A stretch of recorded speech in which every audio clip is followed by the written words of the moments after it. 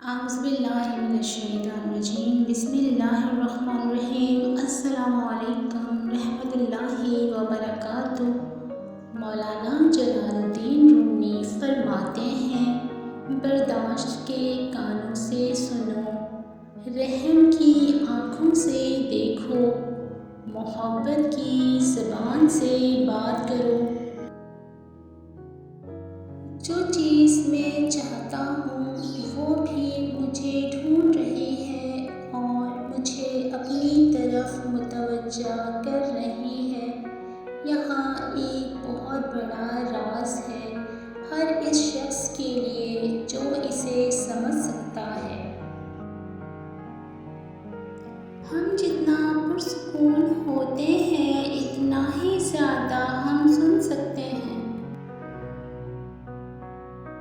تمہاری ساری پریشانیاں تمہاری خواہش کی وجہ سے ہے، خواہش چھوڑ دو، تمہیں سکون ملے گا۔ اپنی تکلیف میں گم نہ ہو، جان لو کہ ایک دن آپ کا درد آپ کا علاج بن جائے گا۔ صبر کرو، جہاں تم اندھیرے میں بیٹھے ہو وہاں صبح ہونے والی ہے۔ جاننے کا فن یہ جانتا ہے کہ کس چیز کو نظر انداز کرنا ہے۔ اپنے دل میں مٹھاس تلاش کرو، پھر تمہیں ہر دل میں مٹھاس ملے گی۔ راستے پر چلنا شروع کرتے ہی راستہ نظر آنے لگتا ہے۔ اپنے آپ کو اپنے خیالات سے بچاؤ۔ زخموں کو چھپانا بھی ایک ہنر ہے، ورنہ یہاں تو ہر ایک کے ہاتھ میں نمک ہے۔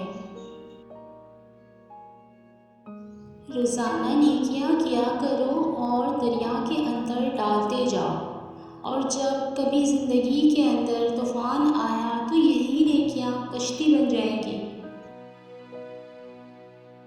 لوگ اپنی شادیوں پر صرف مخصوص لوگوں کو مدعو کرتے ہیں، لیکن لوگوں کی خواہش ہوتی ہے کہ ہمارے جنازے پر پورا شہر آئے۔ جس نے پریشانی کے اندر اپنی پریشانی کو سجدے میں رکھ دیا، وہ فقیر بھی بہت دور نکل گیا۔